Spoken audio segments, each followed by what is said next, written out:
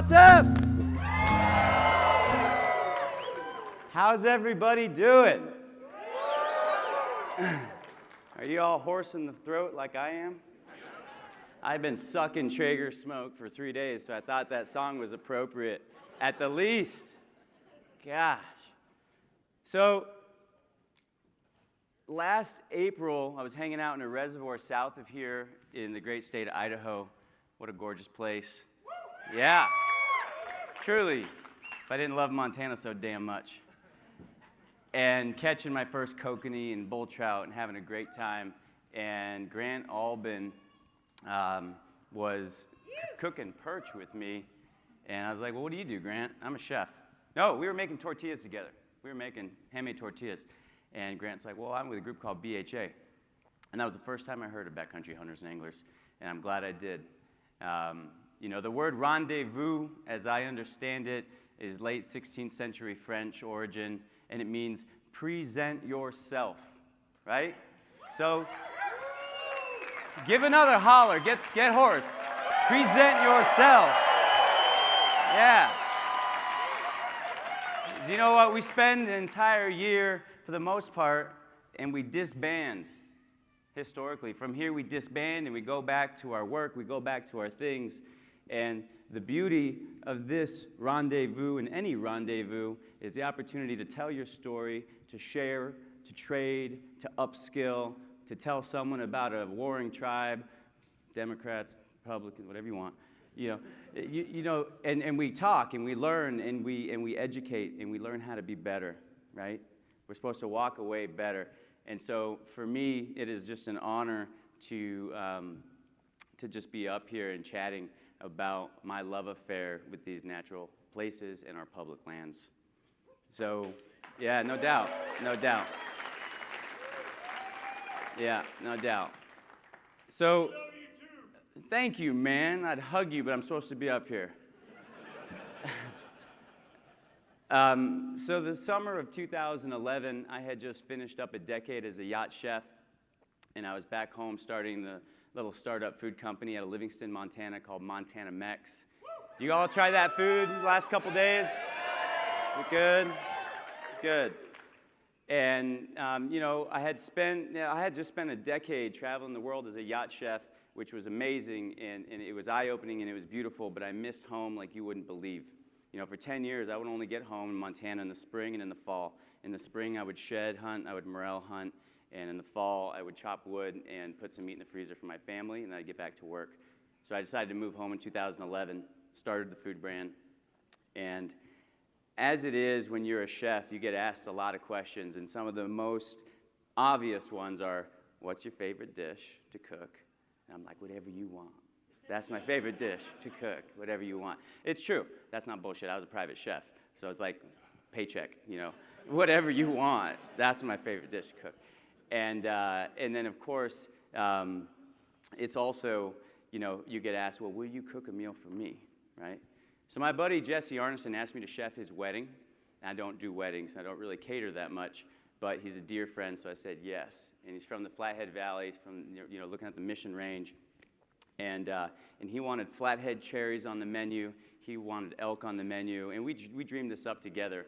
And I love that, I love a meal that matters. I love a meal that's got some resonance, that takes you home. And so I was like, all right, we can do this. You get the cherries, and I'll get the elk, because I'm a hunter and I can do that, right? No big deal. We'll just bag an elk. That was where I fucked up the first time. Sorry. And so typical, I guess I was just rowdy excited to be home after 10 years, I was like, oh yeah. So his wedding was September 28th, and an archery opener in Montana is typically between the 1st and the 3rd. And so I spent every single day in the field. Every day. Early. I'm talking early. You're in position. You're where you want to be. 4 a.m. You're hearing the birds chorus erupt. You're like listening to the world warm up and wake up, and then you're putting it to bed. You're in that field when the herd comes in, and you don't get that shot, but you just stay put because it's beautiful, right? Because the stars are cruising, and you're hearing them walk through the grass around you, and you're just laying down your pack. Your bow's right here. You know, you're hearing all their soft mews and the cow talk and the elk talk. You could hear them fart probably. You know, it's just like, it's beautiful though. Like these moments that hunting and fishing and going to find food and experience like bring us out into this natural place that created us. And all too often, you know, we largely we don't hear it, we don't see it. And so, you know, it wasn't time ill spent, even though it was 30 days and I hadn't had that elk yet. So his wedding's coming up, and I made a call. Have any of you made this call? The call is, hey man, I need some elk. I need some elk. So Chris Robinson, my buddy, he responded to that call. He's like, well, listen, Eddie, I got a 2-year-old cow that I just got up in the breaks. You can have my elk. I was like, thank you, Chris. So I got his elk, and I went down to New Mexico, and I did the wedding. I came back, and now archery season ends on the 10th.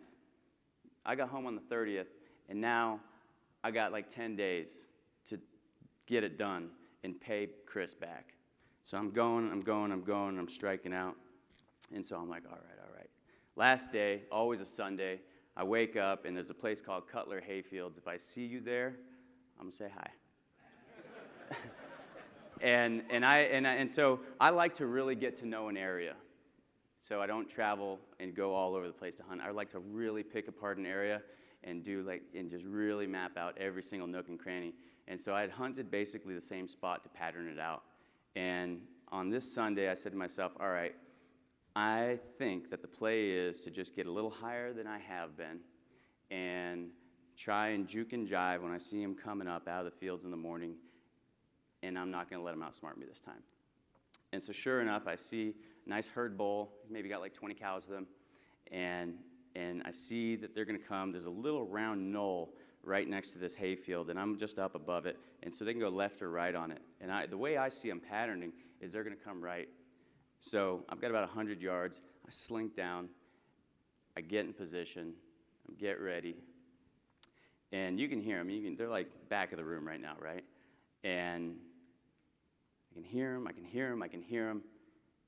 I'm like, all right, they're about to come across a couple trees and come up the slow drainage, and I'm going to get my first visible like eyes on these elk. So I draw back like any of us would, right? They don't show up. For whatever reason, typical elk outsmarted me, and I hear him right here behind me, walking. So now I'm just sitting there like this, hanging out, waiting. Can't move, don't breathe, don't think, don't look. And I'm waiting for 30 elk to cycle past. It takes a long time. So my plan is that I'm going to wait until the last elk passes, and I'm going to do what everyone else would do. I'm going to pivot real quick, just like that. And I'm going to do my best to Hail Mary the situation. So I do, and I pivot, and it is a gorgeous, gorgeous Rocky Mountain bull elk, 6x6 symmetrical, broadside from like me to Rachel, not far. I do what all of you guys would do, all of you ladies would do. I make a decision based on the fact that I borrowed a 2-year-old cow elk from my buddy Chris Robinson, and I'm staring at a beautiful, probably like 6 to 7-year-old mature herd bull. So if you've ever borrowed eggs from your neighbor, do not return it with a dozen quail eggs. Okay? Unless you borrowed quail eggs. So I didn't borrow a big bull elk from my buddy. I borrowed a nice, tender, young cow. So I let him go. Hey, I'm a chef, all right, guys?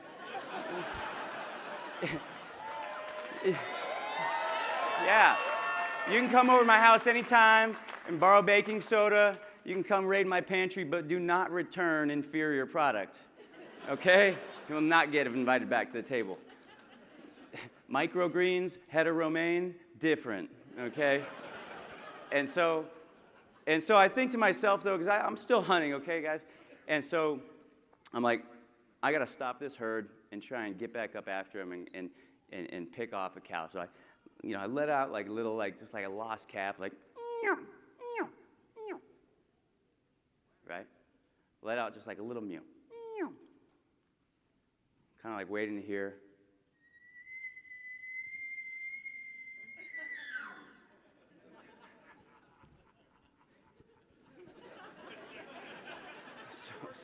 So I go, I go, and I'm thinking to myself, all right, this may work out after all. I've still got an arrow nocked, still going.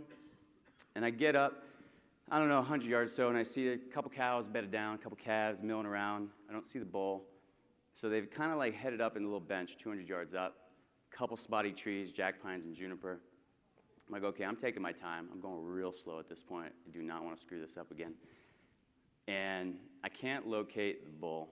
And the cows aren't, and I want to know where this bull's at just because, you know, he's the boss in this herd, right? I don't want him, but I want to know where he's at. So I'm like, all right. I let out just another little, one more.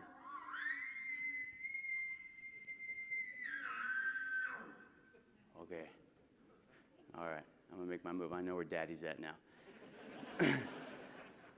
And sure as shit, this bull is starts tearing apart this tree. You know, he's like waking up from the morning or something. And as I creep around, I'm just trying to get eyeballs on a good cow that I can harvest. And as I creep around and do my thing, and I'm working, you know, I'm like maybe 40 yards, maybe 45.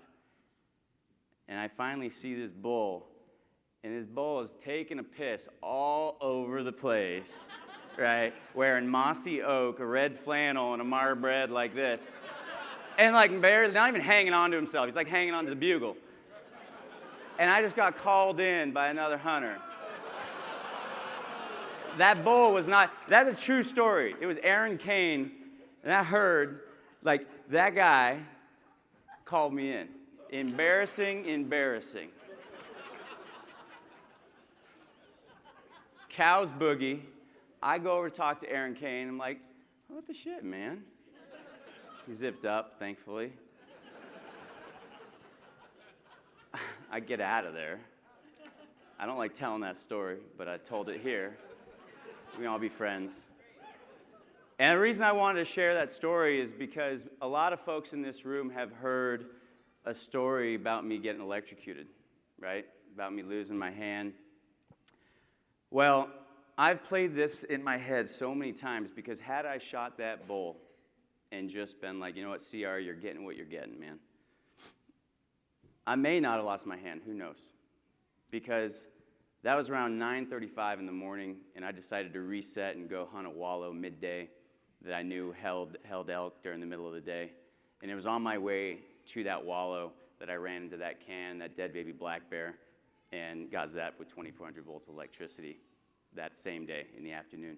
And a lot of folks have heard that story, and yet when I think about it, and I think about showing up to present myself, I show up to a party like the Rendezvous, and I bring my team, Montana Mex, and I bring my heart and all this. I don't know if I want to talk about getting blasted with 2,400 volts. I think I want to talk about something fun and the enjoyment of being in the outside and the stories that we're going to tell when the moon is rising and that campfire is going. Right? Thank you. So, let's keep doing this every year. Let's keep doing this every year. This is Campfire Stories with Backcountry Hunters and Anglers, sponsored by Filson. And all of you guys are storytellers, so show up. Senator, thank you for fighting for us. Lantani, thank you. And now this round of applause goes to the volunteers and the teams and the companies that are supporting our public lands. Yeah. That's right. So thank you. I love you guys and good night. I'm out.